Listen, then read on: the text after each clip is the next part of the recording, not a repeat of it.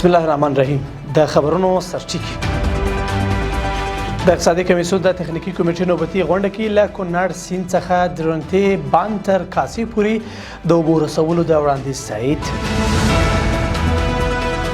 د غزني ولایت په مالستان ولسوالۍ کې د دوو میرمنو له جبري نکاح څخه مخنیوی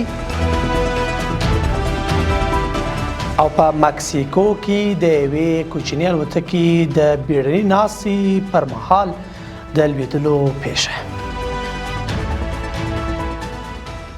د لوی مهربان خدای په سپېڅلي نامه درنو لیدونکو سلام. د نن ورځ خبرونو ته ښه راغلاست. نن سه شنبې د روان کال د لندۍ 25مه نیټه ده. زه زیم دا بشپړ خبرونه دي. د اقتصادي کمیسیون د نوبتي کمیټې غونډه کې له کونړ سیند څخه د ګمبیر دښتې د شکتنۍ برخې په مسیر د درونټې باند تر کاسې پورې د اوبو رسولو وړاندیز د تایید وړ وبلل شو. د ریاست الوزرا اقتصادي معاونیت وایي چې له کونړ سیند څخه درونټې باند ته د اوبو د انتقال سره به د ننګرهار ولایت د ډیری کرنیزو ځمکو د اوبو کمښت ستونزه حل شي. د غونډه کې د بادغیس ولایت د حلقوي سړک د 5مې برخې 25 کیلومتره پروژې په اړه هم بحث شوی. په دې اړه ځانګړي کمیټې ته دنده وسپارل شوه ترڅو د یادې پروژې هراخیزې څېړنې ترسره کړي.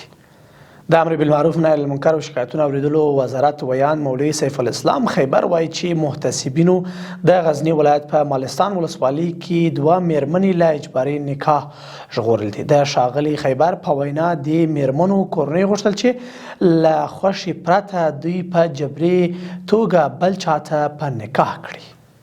د خبرونو دوام. د هرات ولایت مقام رسنیز دفتر وایي چې د روان مالی کال له پیل څخه تر دې مهال پورې د یاد ولایت د انجیل ولسوالۍ د 10 پلان شویو پروژو څخه 24 پراختیایي پروژې بشپړې او ګټې اخیستنې ته سپارل شوي دي. په دې پروژو کې د ښار روښانه کولو، سړک جوړولو، کانالونو، پلچکونو او د ښاري ښکلا پروژې شامل دي.